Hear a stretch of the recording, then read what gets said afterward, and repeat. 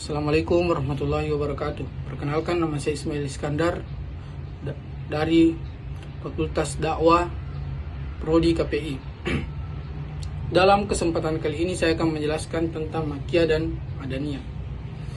Makkiyah dan Madaniyah adalah pembagian ayat-ayat Al-Quran yang berdasarkan periode turunnya, yaitu sebelum dan sesudah Nabi Muhammad SAW hijrah.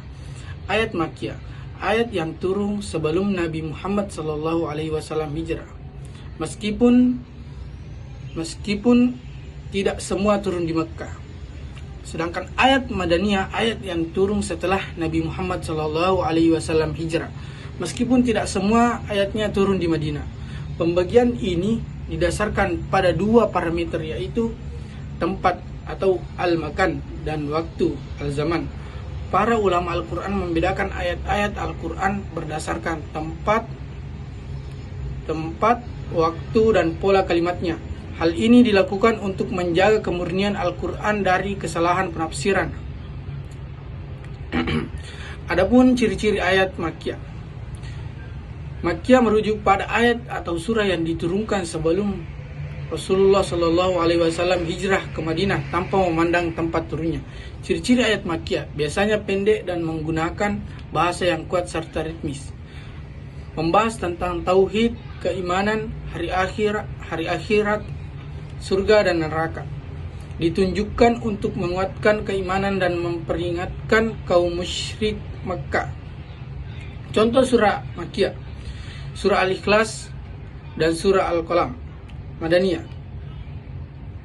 Surah ayat Madaniyah, ciri-cirinya biasanya lebih panjang dan berisi hukum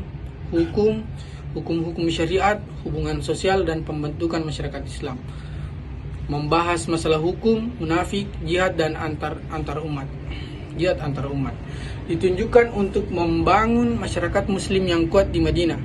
Contoh surahnya surah Al-Baqarah dan Al-Maidah.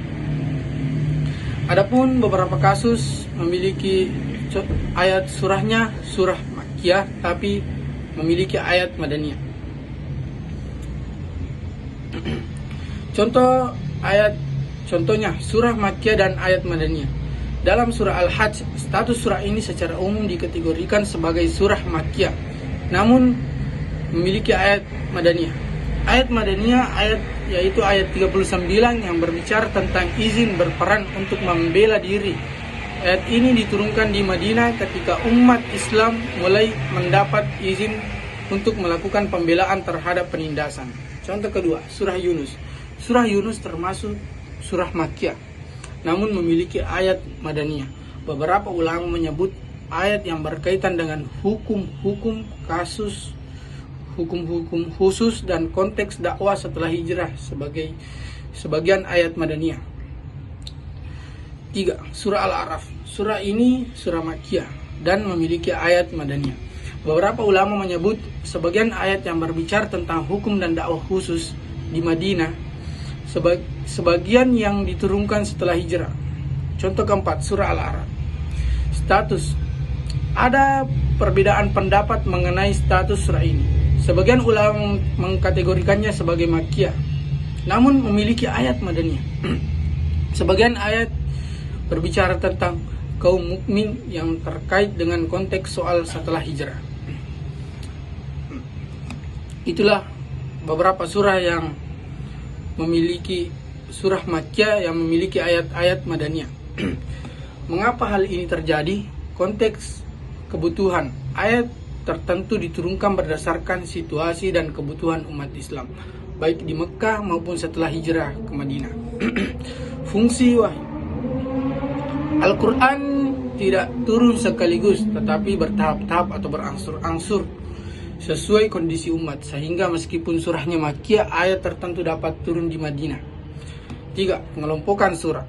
Klarifikasi Makkiyah atau Madaniyah ditentukan berdasarkan mayoritas surah, bukan dari seluruh surahnya.